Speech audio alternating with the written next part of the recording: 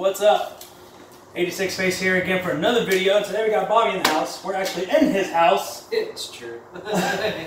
So we want to cover a topic today that I feel like is gonna ruffle a couple more Mopar feathers, and Bobby here agreed with me, so we decided to pull him in and see what he thinks about the whole thing. What we're gonna talk about today is how the Demon is a dud. It's kind of a flop. And I mean, there's a lot more that's going to go into it than me just giving my supercharged V6 opinion. We actually got some facts for you. So, before we even jump into the facts of it, what do you think of the Demon? I think it has potential to be a great car if Dodge would have done the right thing. Saying that, they didn't do the right thing on a lot of the stuff when they put this car together. So, do I like the car? For the price tag, I'd rather have a Vet or Literally another Mustang, maybe another Roush, or a GT500 when it comes out, or CTSV wagon. CTSV wagon, or something cool like that. So, my honest opinion of it is, and this will lead us into our first point here, is for the money, I don't think it's special. It's not. It really isn't. For the money, it's completely garbage. The markup has been stupid. Oh, outrageous. Every single one of those cars. And if you were one of the few lucky ones to get that car for the 89,000 or whatever it was supposed to go for, just under 85. Just under 85. Yeah. So Dodge had this whole thing set up when it was first coming out that as long as the dealership didn't do a markup, you would get your car first, right? Well, how many dealerships want to sell a car and not do a markup? Right. Especially a rare car, supposedly. Yeah. 3,000. Okay, and all there's supposed to be 3,300 produced. There's supposed to be 3,000 of them produced for America, and then there's going to be 300 of them reserved for its country of origin, which, surprise, ain't America. It's not America. Where is it, Bobby? It's Canada. It's Ontario. So not only are we highlighting a car that's made special by a country that's not even ours, well, at least we can say the Canadians are nice. Yeah. Great syrup. Great syrup. But I mean, for $85,000 as a base MSRP before tax and license, or before the dealer markup, let's look at the differences. Okay. So the V6 is behind me. Everybody knows that car. If you're subscribed to the channel or if not, 89,000 of you decided to view one video, so a bunch of you have seen it. But the differences on the outside body style is, okay, they have a 17-inch wheel. Okay. Has the air grabber hood. Okay. It's got a Hellcat front bumper. Okay. It's got plastic fender flares. Look at those eyes on. Okay. So explain to me the outside of it, how that's special enough to be $85K. And now people that have bought them and are selling them are asking for outrageous amounts. The highest one I've seen so far is $310,000. Yeah, but most of the ones we've seen so far are between like 120 and 160 for a used car that somebody took out, beat on once or twice, and now are getting rid of it. Yep, which means they beat on it before the break-in period was done. Right. So there's engine scarring already. And we'll say from experience, because for a lot of you that don't know, we live in Dallas, and for those of you who've been under a rock for the last 25 years, Dallas is kind of becoming the street racing capital besides Houston. I mean, yeah.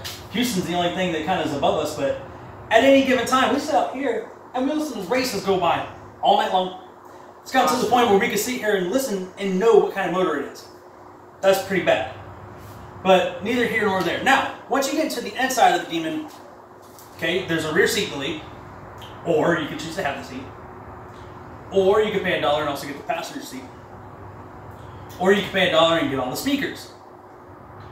Other than that, it's the same spaceship gear shifter. It's got white gauges. Cool, I guess. It's got embroidered seats. Sweet. Okay. It's got a couple of extra buttons that change the octane level and, you know, turn on a line lock and a throttle brake. I bought a Taser and do the same thing. The exact same thing. That's $200. 85,200. I don't know. I'm not a smart man, but now you can also pay $1 and you can get the Demon crate. Comes with all the extra goodies, an extra set of skiddies for the front. Comes with a jack, a PCM, the 100 octane PCM, and it comes with a couple of like specialized Demon tools. It's cool, I guess, but. And it comes with an air filter. Comes with an air filter. Comes with an air grabber air filter. So for those of you who don't know, that's what the name of the Demon hood is the air grabber, which is an ode to the 1970s. But at the end of the day, let's be honest here. That's a gimmick. How much does my race car setup cost? All said and done, probably.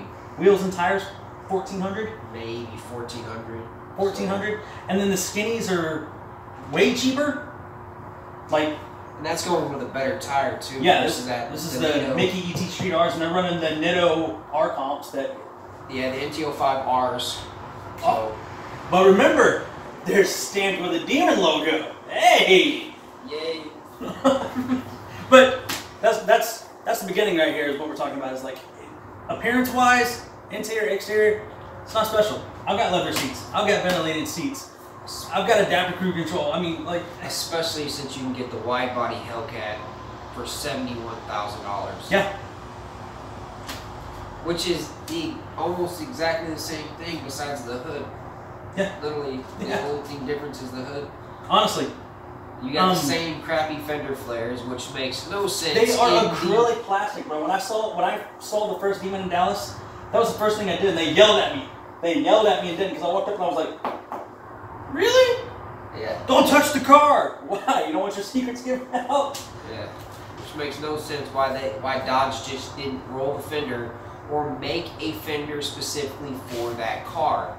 When you're talking about $85,000 in a rare car and you stick some plastic on the side of it, you're adding weight to the car. Yeah. If you're a drag racer, you're trying to reduce weight off the car. And then knowing that the Hellcat is only 200 pounds or 198 pounds difference versus the Demon. Yeah.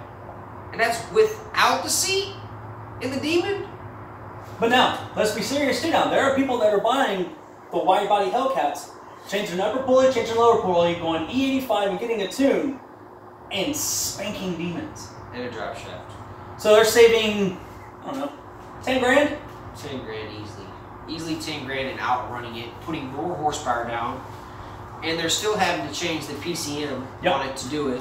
So it's not like it's that big of a deal. Alright, so back at it. Projected horsepower numbers or claimed numbers from Dodge were on 100 octane, 840 horsepower, and 770 foot-pounds of torque. Sounds great. Sounds great, but it's well underrated. From all the videos that we've seen of these cars being dyno, if you look at the actual dyno numbers for those cars at the rear tires, it makes that car somewhere near 890 crank, 900 horsepower. Yeah, because, and I'm not gonna, or should I name the shop locally that did it? Gearheads Arlington. Gearheads Arlington. They put one on, and Travis, the owner of the company, he sat there and did the driveline math and went, you know what? On 100 octane, it put down 776. So if you factor in the 15% to 20% drivetrain loss, that's prevalent throughout the entire industry. If you factor that in, that's 890 crank horsepower. Yeah. That's just outrageous. And then you go down, this one was from Hennessy, 93, they weren't done with the break-in period yet, on stock tires.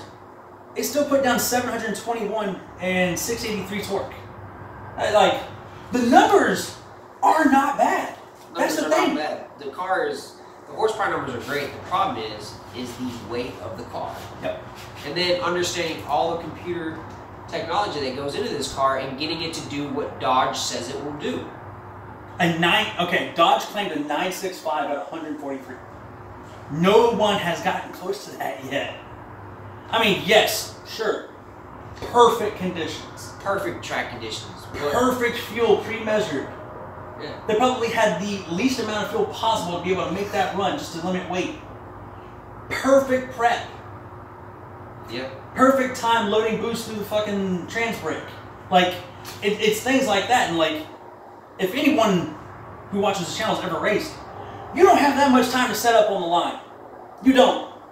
You just don't. It's right then and there and then gone. Yeah, I mean, 2 seconds later. Literally, you line up, the next guy lines up, light, out. That's it. So you don't have time to sit in there and foam blow buttons and 15 seconds of let's lower trans brake. And at the end of the day at the track, you're going to have a kid in a damn Torino running an LSA who's going to hand your ass to you because he knows how to drive a car. Yeah. I've seen it. And he's lighter. And he's lighter. He's a lot lighter. Yeah. So the weight of the Demon's 4250. Which is... And that's missing the seat, that's missing the passenger seat, and all the speakers. Yeah. Which is not good. I mean, if you're a drag racer, you have a ton of horsepower, but if your car is heavy as a boat, it's not going to be any good. I mean, even with the V6 behind me, yes, it's a V6, I'm missing 2 cylinders. Keep your jokes to yourself. But, I see you. Stop. But at the end of the day, my car weighs 3890. Okay, we'll give it 3950 given the blower and intercooler.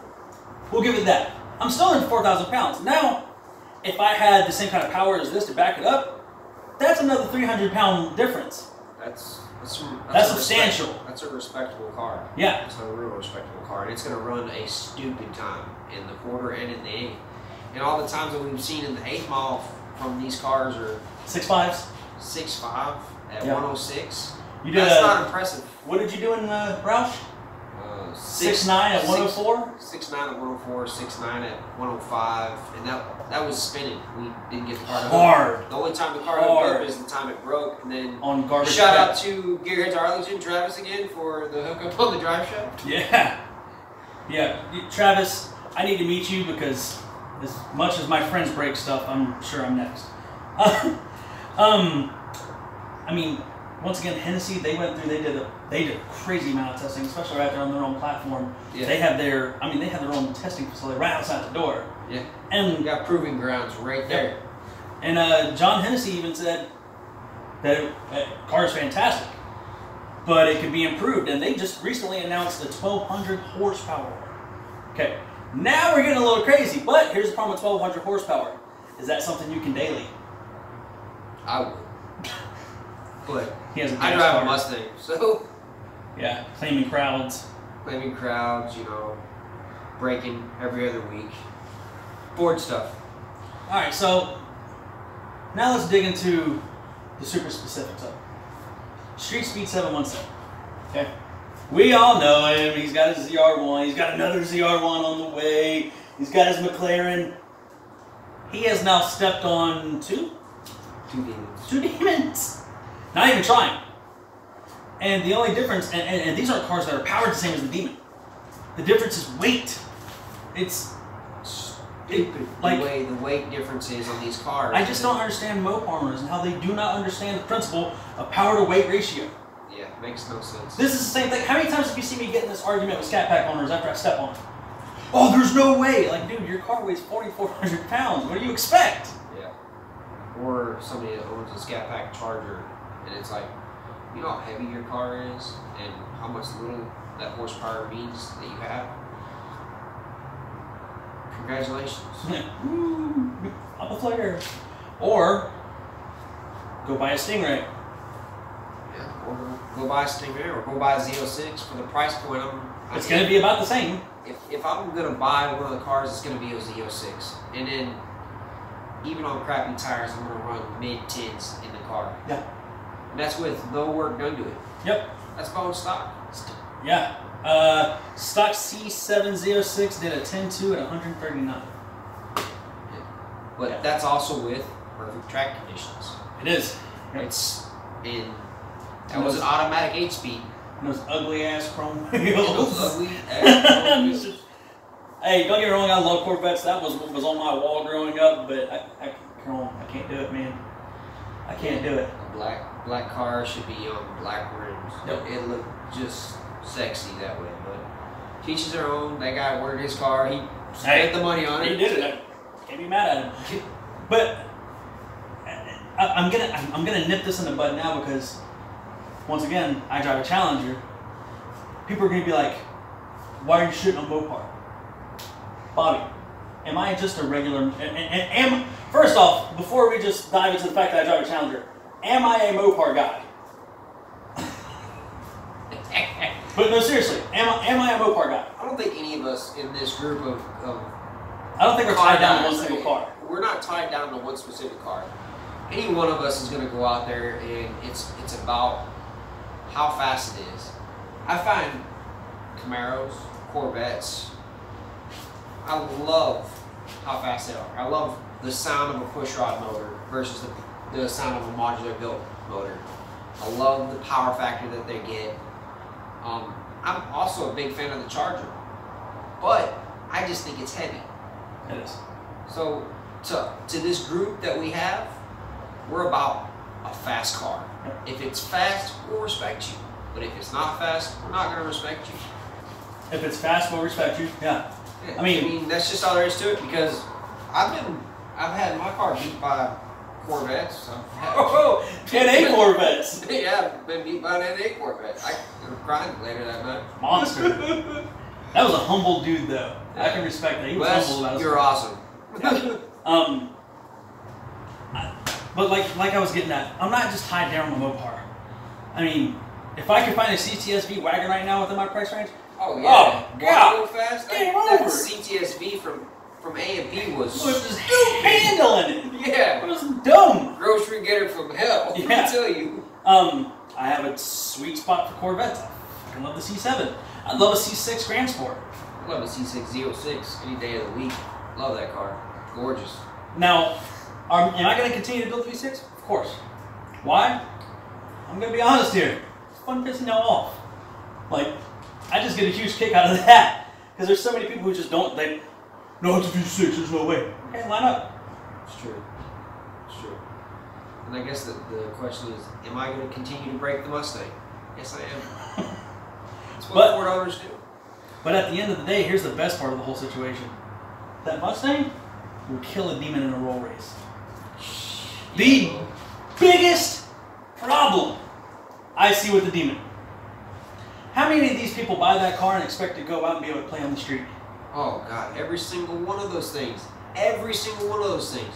And they get handled. They get beat up just left and right. When your car is governed to 168, ooh, like, it's just not good. I mean, on a closed course in Mexico, thanks to tuning and an unlocked PCM, the V6 hit 171.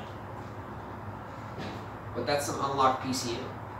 I'm just saying. Can't unlock the 2018 PCM yet. No one's figured out the coding. And I know that talking to Rip. I know that talking to HP Tuners. I know that talking to Bailey's. Like, yeah.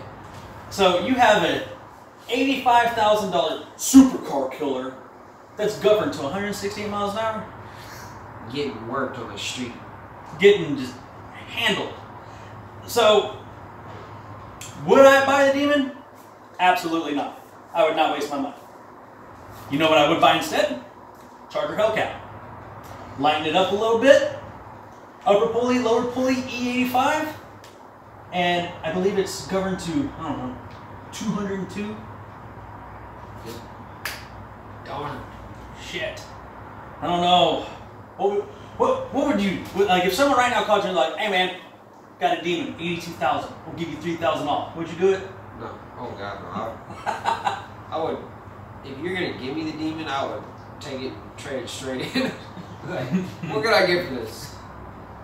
Just being real. Because I'm just not a big fan of that car. I think for the price point, it's garbage. It is. You built a car that is supposedly going to dominate everybody on the track, but yet you can't take it to a track unless you put a roll cage in it.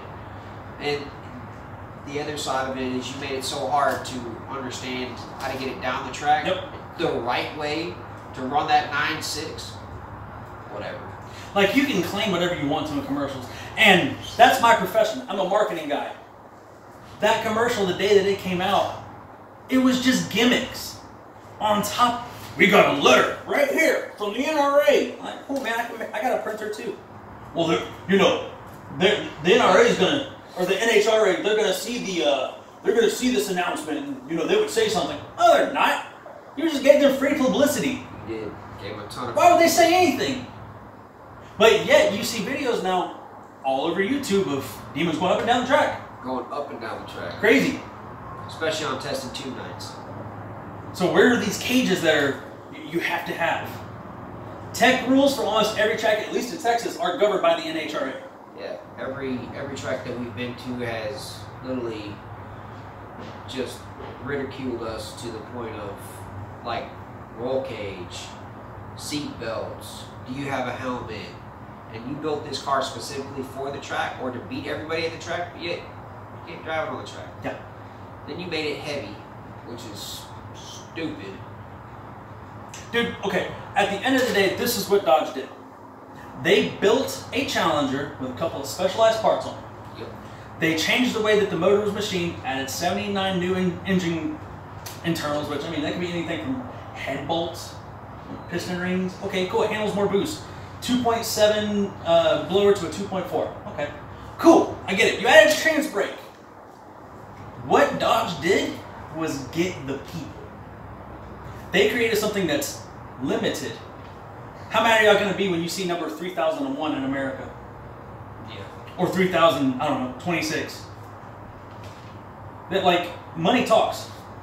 So what Dodge did is they created a vehicle that had outstanding marketing. Yeah. Dude, commercials out there, yin yang. But it's gimmick on top of gimmick on top of gimmick on. Oh, we have the air grabber, we got an inner chiller, we got a trans brake that no one knows how to use.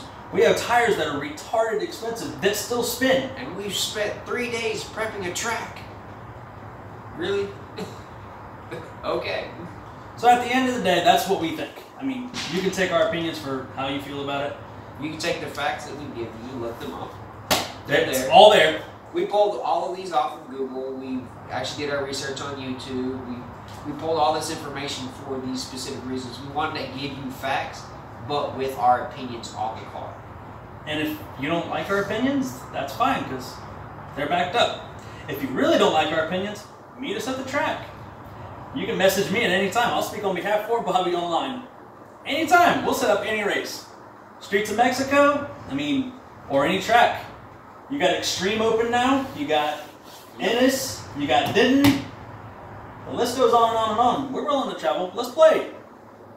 Otherwise, talk your shit in the comments. Alright guys, that's all I got for you today. Once again, video was about the Demon being a dud. Just, it's a flop. I don't see the specialty in it. What do you want to close with? Stay savage. Stay savage.